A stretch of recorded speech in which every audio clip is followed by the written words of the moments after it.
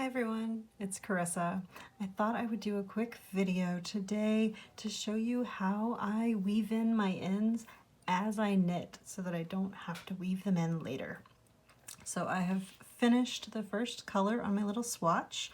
I'm going to snip my end, leaving about 6 inches to work with. And now I'm going to start my next row. I'm working with a slip stitch selvage edge here on this swatch. So I'm going to go ahead and slip that stitch as if to purl and bring my yarn to the back. Your project may not be that way. That's just because I'm working a slip stitch edge here. And now I'm going to pick up my new color and I'm going to just start knitting with it. So I'll insert my needle as if to knit, drape my new color over my knitting needle and pull that through. Now I'll bring the tail over here and hold that in my right hand out of the way. And now to weave in the old color as I knit with the new color, what I'm going to do is hold both strands kind of as if I were doing color work, if you've ever done color work knitting, but if you haven't, that's okay too. This is my preferred method because I typically hold my yarns in my left hand, but I'm going to show you how to do it a different way as well in just a minute. So with my third stitch here, I'm going to insert my needle as if to knit. Then I'm going to go under the pink, under the old color, and grab the new color and then knit it. And then my next stitch, I'm not going to go under the pink, I'm going to go over the pink and grab my new color and knit it. And then I'll go under the old color and grab the new color. And then I'll go over the old color and grab the new color. And I'm just going to alternate that for an inch or two, a couple inches maybe, until I feel like I've woven in enough for my tail to be secure. And now I'm going to drop that old tail and keep knitting with the new color.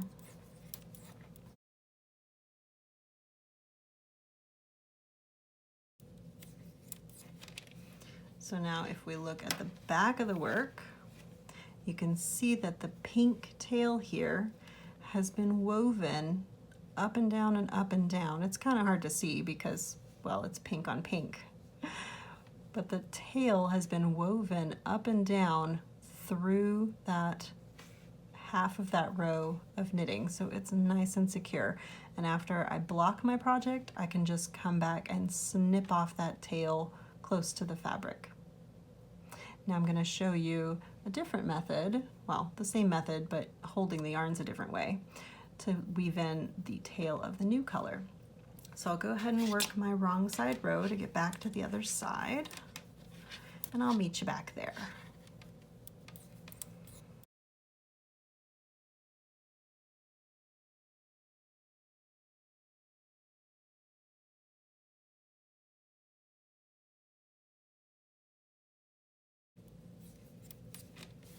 Now I've finished my wrong side row. I'm going to turn my work to work another right side row. And as I go this time, I'm going to weave in the tail of the new color that I joined on the previous right side row. And this time we're going to do it with the yarn held in my right hand to show you what that looks like. So again, my selvage stitch has me hold the yarn in the front and slip that first stitch as if to purl. Then I'll bring the yarn to the back between the needle tips to continue knitting. I'll go ahead and knit that first stitch. And now I'm going to weave in the tail of my new color back here. So if you hold the yarns in your right hand typically, I would recommend you hold the tail in your left hand. And then we're going to do something very similar to what we did before. We're going to go into the next stitch, we're going to go under the tail, and then wrap our working yarn and pull that back through the stitch and under the tail and off the needle. and we're going to go into the next stitch, and we're not going to go under the tail. We're just going to wrap our yarn and knit the stitch like normal. And then into the stitch and under the tail, and wrap and knit, into the stitch, not under the tail, and wrap and knit, into the stitch, under the tail, wrap and knit, into the stitch, over the tail, wrap and knit. And again, you'll just alternate this for a couple of inches until you feel like your tail is secure enough. And then you can drop that tail and continue knitting.